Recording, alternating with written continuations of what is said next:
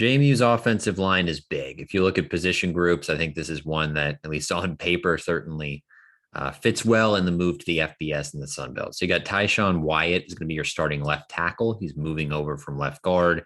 He's 6'4", 333 pounds. So that's a big dude, redshirt sophomore. If he plays well in the Sun Belt, that's a guy who could potentially get some NFL looks, especially the ability he has previously playing at guard, which maybe makes more sense for him if he does go up to the next level. Tyler Stevens is going to move to left guard this year, 6'5", 303, really talented player. I like him in that spot. You got Tanner Morris at center. He's 6'2", about 300 pounds. Cole Potts is a pretty good player, redshirt sophomore. He'll be at right guard. And Nick Kidwell, who's maybe the best offensive lineman on the team, probably make an argument he's one of the best players on the team. Redshirt junior, 6'5", 314 pounds.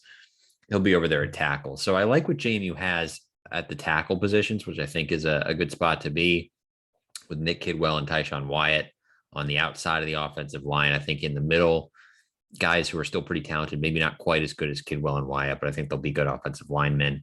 There's the ability there for JMU to pass the ball this year, I believe. I think the pass protection will be decent. Having Todd Centeo as well, a guy who can run and get outside the pocket, scramble if protection breaks down, certainly helpful at quarterback. But I think they'll be good in pass protection, and running the ball, they should be really good. They weigh an average of 311 pounds. There's good size. There's experience, even though you have 4 redshirt sophomores.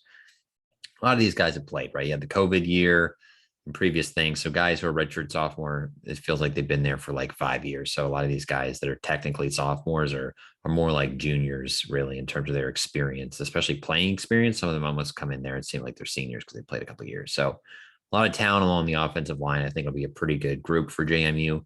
Little concerned about depth. So you've got 3 freshmen or redshirt freshmen listed on the 2 deep as backup. So if you do have an offensive lineman go down, which it's one of the most physical positions in the entire sport, you're probably going to have some injuries. A little more concerned there about what JMU does. But the starting unit going up against Middle Tennessee, I think you have to feel good about it if you're a JMU fan.